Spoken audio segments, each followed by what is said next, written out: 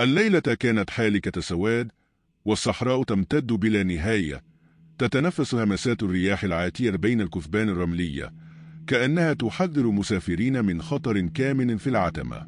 لم يكن هناك سوى ضوء القمر المشوه بين الغيوم الداكنة، يلقي ظلالا متراقصة فوق الرمال كأنها أرواح هائمة تنتظر لحظة الانقضاض. كان سالم يسير مع قافلته التي تقطعت بها السبل متعبا منهكا، يجر خطواته فوق الرمال وكأنها تسحبه للأسفل. لم يكن وحده، فقد كان برفقته 3 رجال آخرين، جميعهم تجار مسافرون عائدون من رحلة طويلة، لكنهم ضلوا الطريق بعد أن هبت عاصفة رملية فجأة ودفنت معالم الدرب الذي اعتادوا السير عليه. كانوا يبحثون عن ماء، أي شيء يحميهم من الليل القاتم الذي بدأ يبتلع الصحراء. بعد عدة ساعات من المشي المتواصل، لمحوا من بعيد وهج نار، ضوء صغير يتراقص وسط الظلام. تبادلوا نظرات شك، فمن غير المعتاد وجود نار مشتعلة في هذا الجزء من الصحراء، لكن خيارهم كان محدودا، فإما أن يتقدموا نحو مصدر الضوء أو يواجهوا برد صحراء القارس والموت المحتوم. اقتربوا بحذر، وكلما اقتربوا بدأت تفاصيل المشهد تتضح. كانت هناك خيمة يتوسطها رجل مسن جالس بجوار النار، يحدق في سنتها المتراقصة بصمت غريب. لم يكن هناك جمال أو دواب ولا أثر لأي قافلة، مما زاد من غرابتهم.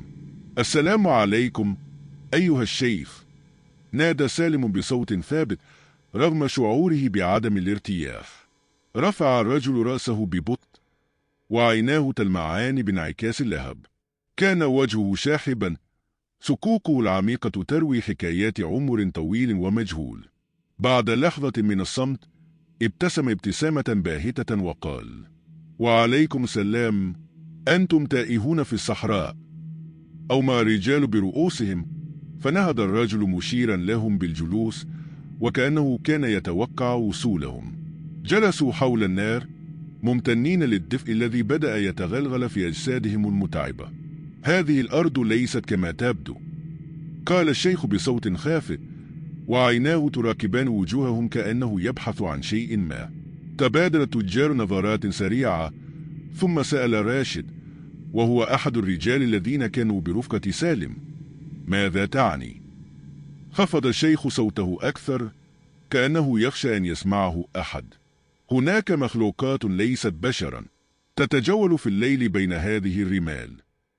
ضحك راشد باستهزاء وهز راسه قائلا: أشباح وخرافات، الصحراء ليست سوى صحراء. لم يبتسم الشيخ، بل ظل يحدق في النار وقال بهدوء: إنهم ليسوا أشباحا، إنهم سعالي. شعر سالم بقشعريرة زحفت على جسده عندما نطق الاسم. كان قد سمع بهذه المخلوقات من قبل، لكن لم يكن يؤمن بها.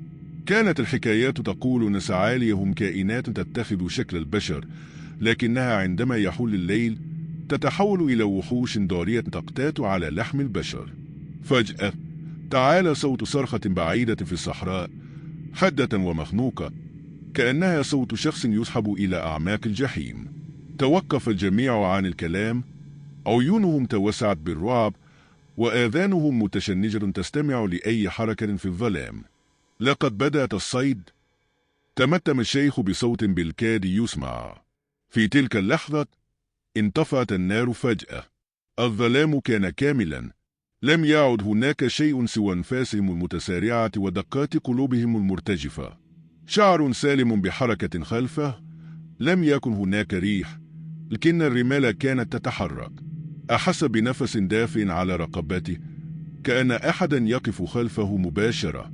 استدار بسرعة، لكن لم يكن هناك أحد.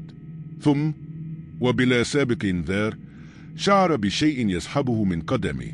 صرخ بأعلى صوته، لكن الصوت الوحيد الذي خرج كان صرخة راشد الذي سحب إلى الظلام بسرعة مرعبة. لم يكن لديهم حتى فرصة لرؤيته جيدا قبل أن يختفي تماما.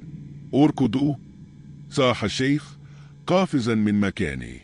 ركض سالم وبقية الرجال بأقصى سرعتهم، لم يجرؤوا على النظر خلفهم، لكنهم سمعوا أصواتا تزحف على الرمال، خطوات ثقيلة كأنها أجسام عملاقة تسير على أقدام ليست بشرية. ثم سمعوا صوتا لم يكن صوت وحش، بل كان صوت راشد: سالم، لا تتركني. لكن الصوت لم يكن طبيعيا، كان مشوها، كأنه قادم من حنجرة لا تنتمي لإنسان. توقف سالم للحظة، عيناه تبحثان في الظلام، فرأى راشد يقف هناك على بعد أمتار قليلة، لكنه لم يكن كما كان. وجهه كان نصفه بشريا، والنصف الآخر بدأ يتحول، الجلد يتمزق، العظام تنكسر، وعيناه تحولت إلى ثقوب سوداء بلا روح. فجأة اتسعت ابتسامته بطريقة مرعبة ومستحيلة، وكشف عن صف من الأسنان الحادة المخلوطة بلحم بشري ممضوغ. ألم تقل إن سعالي مجرد خرافة؟ سالم. تجمد الدم في عروق سالم، وعندما بدأ بالجري مجددا شعر بمخالب تنغرس في كتفه، ساحبة إياه نحو الأرض. آخر ما رآه قبل أن يختفي في العتمة كان القمر، وهو يتحول إلى لون أحمر كان، وكأن صحراء عطش للمزيد من الدماء. في صباح اليوم التالي عثر على الجمال التي كانت مع القافلة، لكن لم يعثر على أي أثر للرجال. قيل إن أهل الصحراء سمعوا أصواتهم تنادي في الليل، لكن لا أحد تجرأ على الإجابة. وقيل إن راشد عاد إلى قريته بعد أسابيع، لكن لم يكن هو نفسه.